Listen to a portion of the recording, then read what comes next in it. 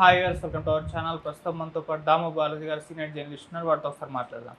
Sir నమస్కారం. Sir sir కాశ్మీర్లో ఉగ్రదాడి తర్వాత పాకిస్తాన్ భారత్ మధ్య ఒక యుద్ధ వాతావరణం నెలకొనడం మనం చూస్తున్నాం సార్. ఇండియాలో చాలా చోట్ల కూడా హై సెక్యూరిటీ ఏర్పాటు చేశారు. ఇక్కడ హైదరాబాద్లో చూసుకుంటే, మళ్ళీ ముంబైలో కూడా చూసుకున్నాం.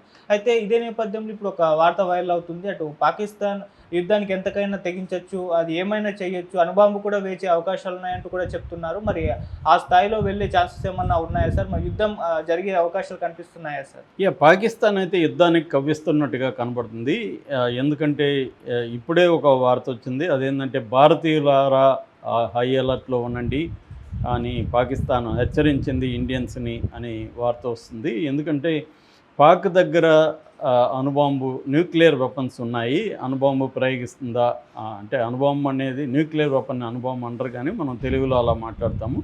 సో న్యూక్లియర్ వెపన్స్ని ఆల్రెడీ పాకిస్తాన్ దగ్గర న్యూక్లియర్ వార్ హెడ్స్ 170 ఉన్నాయి. ఇండియా దగ్గర ఏమి ఎక్కువ లేవు. ఇండియా దగ్గర కూడా 172 ఎక్కువ ఉన్నాయి అంతే ఇప్పటివరకు.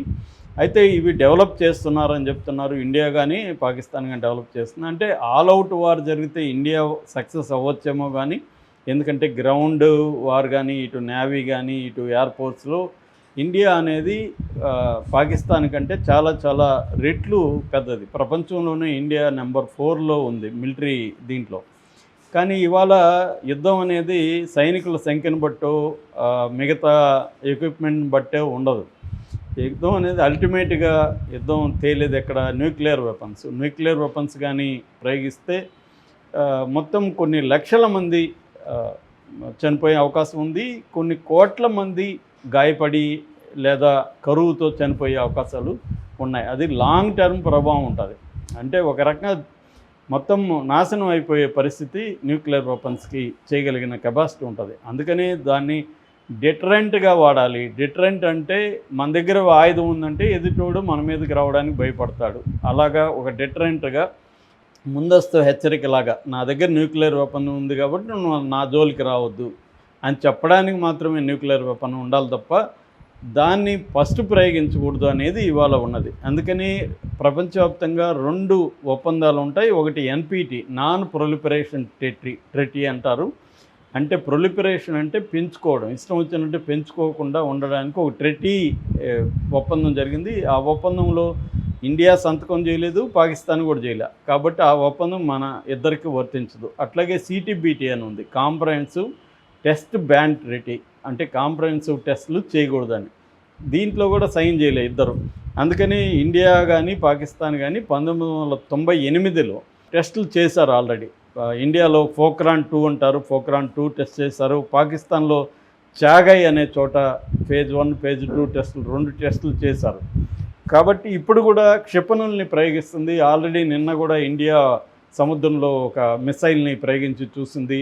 పాకిస్తాన్ కూడా క్షిపణులని రంగంలోకి దింపుతుందని చెప్తున్నారు. మరోపక్క యుద్ధ విమానాలను రెడీ చేస్తుంది, సరిహద్దులో మోహరిస్తుంది.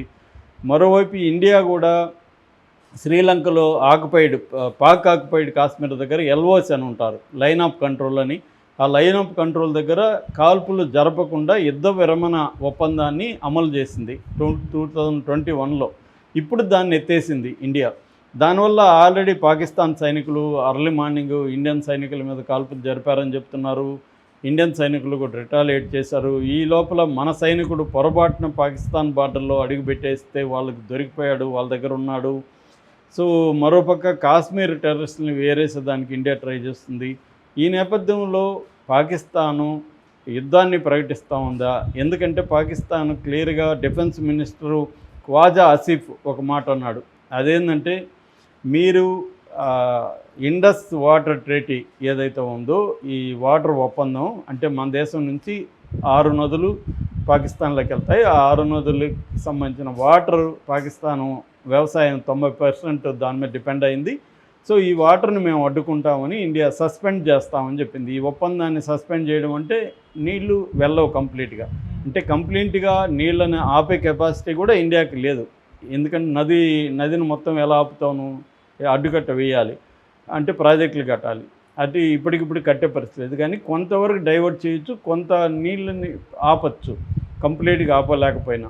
దాని ప్రభావం కూడా పాకిస్తాన్ వ్యవసాయం మీద, తాగునీరు అవసరాల మీద ఇండస్ట్రియల్ అవసరాల మీద పడుతుంది, పవర్ జనరేషన్ ఇవన్నీ ఇబ్బందులు ఎదుర్కొంటుంది. సో అందుకని వాళ్ళు ఏమంటున్నారంటే ఆసిఫ్, మీరు ఈ సస్పెండ్ కానీ చేస్తే ఇది మేము యాక్ట్ ఆఫ్ వార్గా పరిగణిస్తాము, యుద్ధ చర్యగా మేము దీన్ని పరిగణిస్తే మేము యుద్ధానికి సిద్ధమవుతామని పాకిస్తాన్ అంటుంది. మోడీ కూడా తీవ్రంగా నిన్న మాట్లాడాడు. మా దేశంలో వచ్చి పహల్గామ్లో అటాక్ చేసిన టెర్రరిస్టులను, వాళ్ళ బ్యాకర్స్ను, టెర్రరిస్టులని ఎవరైతే సపోర్ట్ చేస్తున్నారో, వెనక బ్యాకప్ ఎవరు ఉన్నారో వాళ్ళని ట్రేస్ చేస్తాము, ఐడెంటిఫై చేస్తాము, ట్రేస్ చేస్తాము, పనిష్ చేస్తాము అని ఆయన క్లియర్గా చెప్పాడు. కళల్లో కూడా ఊహించని శిక్ష విధిస్తామన్నాడు.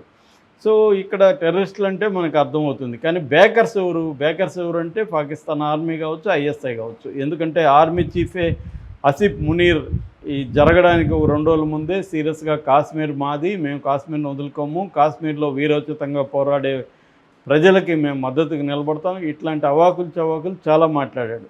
అంటే ఆయనకి తెలుసు ఇది జరుగుతుందని, గ్రీన్ సిగ్నల్ వాళ్ళే ఇచ్చారు అనేది ఇప్పుడు ఇండియాలో ఉండే ఎక్స్పర్ట్లంతా కూడా చెబుతున్న మాట. అంటే పాకిస్తాన్ ఆర్మీ చీఫ్కి తెలిసే ఈ అటాక్ జరిగింది. కాబట్టి ఈ అటాక్ ఎంతమంది టెర్రరిస్టులను చంపినా వాళ్ళని తయారు చేసే వాళ్ళు ఉన్నంతకాలం టెర్రరిస్టులు వస్తూనే ఉంటారు. మనకు అందుకని ఎంతమందిని మనం చంపుతున్నా టెర్రరిస్టులు పుట్టుకొస్తూనే ఉన్నారు, కొత్త ఆర్గనైజేషన్లు పుట్టుకొని వస్తున్నాయి. కానీ అటాక్ చేయాలంటే పాకిస్తాన్ని మనం బాగా ఇబ్బంది పెట్టాలి. ఇప్పటివరకు బాగా ఇబ్బంది పెట్టట్లేదు మనం. ఈ కన్సిస్టెంట్ పాలసీ మనకు లేదు. వాజ్పేయి దగ్గర నుంచి మన్మోహన్ సింగ్, నరేంద్ర మోడీ ముగ్గురు ప్రైమ్ మినిస్టర్ల టెన్యూర్ చూసినా కూడా కన్సిస్టెంట్గా పాకిస్తాన్ని ఇబ్బంది పెట్టే కార్యక్రమం చేయట్లేదు. ఎప్పటికప్పుడు పాకిస్తాన్తో మంచి సంబంధాల కోసమే ఈ ముగ్గురు ప్రధానమంత్రులు కూడా ట్రై చేశారు. అదే అలుసుగా తీసుకొని పాకిస్తాన్ ఏం చేస్తుందంటే రిటాలియేషన్, ప్రాక్సీ వార్కి తెగబడింది. ప్రాక్సీ వార్ అంటే పరోక్ష యుద్ధం. అంటే వాళ్ళు డైరెక్ట్గా యుద్ధం చేయలేక మన దేశంతో వాళ్ళు పరోక్షంగా టెర్రరిస్టులను ప్రోత్సహించడం, మన దేశంలోకి వాళ్ళకి ట్రైనింగ్ ఇచ్చి మన దేశంలో పంపించడం, మన దేశంలో హిందూ ముస్లింల మధ్య గొడవలు వచ్చే విధంగా ట్రై చేయడం, ఈ అస్థిరత్వాన్ని ట్రై చేస్తున్నారు. అట్లాగే మన నగరాల్ని పేల్చేసేయడం, బాంబు బ్లాస్టులు జరగడం, బాంబు బ్లాస్టులు చేసిన వాళ్ళని దావుద్ ఇబ్రాహిం కావచ్చు, టైగర్ మెమన్ కావచ్చు, ఇలాంటి వాళ్ళకి షెల్టర్ ఇవ్వడం, ఇవన్నీ కూడా పాకిస్తాన్ చేసింది. ఈ విషయాల పట్ల మనం సీరియస్గా కన్సిస్టెంట్గా స్పందించలే. ఇప్పటివరకు మనం దావుద్ ఇబ్రాహింను, టైగర్ మెమన్ను ఎందుకు పట్టుకురాలేకపోతున్నాం పాకిస్తాన్ నుంచి అంటే ఇక్కడ కూడా అంత సీరియస్గా కన్సిస్టెంట్గా చేయట్లేదనే వాదన వస్తుంది. ఇప్పుడు మోడీ ప్రభుత్వం చాలా సీరియస్గా తీసుకునింది దీన్ని. అందువల్ల యుద్ధం వచ్చే అవకాశాలు అయితే కనిపిస్తున్నాయి. అయితే ఈ యుద్ధం అనేది అణుబాంబు లేకపోతే న్యూక్లియర్ బాంబు వేసే స్థాయికి అయితే వెళ్ళరు అనేది మనం అనుకోవచ్చు. ఎందుకంటే అది వెళ్తే సూసైడల్, వాళ్ళు కూడా వాళ్ళు వేస్తే మనం వేస్తాం, కాబట్టి ఇద్దరు నాశనం అవుతారు కదా. కాబట్టి ఇద్దరు నాశనం అవ్వడానికి ఒప్పుకోరు కదా ఎవరు, అందుకని చేయకపోవచ్చు. ఆల్రెడీ ఐక్యరాజ్య సమితి కానీ అమెరికా కానీ కొంచెం ఓపిక పట్టమని ఇరు దేశాలకు చెప్తుంది. ఇంతకుముందు ఐక్యరాజ్య సమితి కూడా ఇరు దేశాలు పేషెంట్గా ఉండండి, తొందరపడకండి అని హెచ్చరించింది. కాబట్టి ప్రపంచంలో అనేక దేశాల మద్దతు అయితే ఇండియాకే ఉంది ఈ విషయంలో. కానీ పాకిస్తాన్కి కూడా సపోర్ట్ వచ్చే అవకాశం ఉంది. కాబట్టి పాకిస్తాను ఇండియా వార్ వస్తే నష్టపోయేది పాకిస్తానే గ్యారంటీగా, కానీ ఇండియాకు కూడా నష్టం జరుగుతుంది. ఎందుకంటే న్యూక్లియర్ వెపన్స్ ఉన్నాయి కాబట్టి ఇండియాకు కూడా ఇబ్బంది కలుగుతుంది. అందుకని ఇండియా కూడా ఆచితూచి వ్యవహరిస్తుంది. అంటే యుద్ధం ఆల్ అవుట్ వార్ అంటారు, ఆల్ అవుట్ వార్ కాకుండా ఏ పద్ధతిలో పాకిస్తాన్ని హర్ట్ చేయాలి, పాకిస్తాన్ని హర్ట్ చేయాలనే విషయంలో ఇంకా వెనకడుగు లేదు. ఖచ్చితంగా హర్ట్ చేయాలి.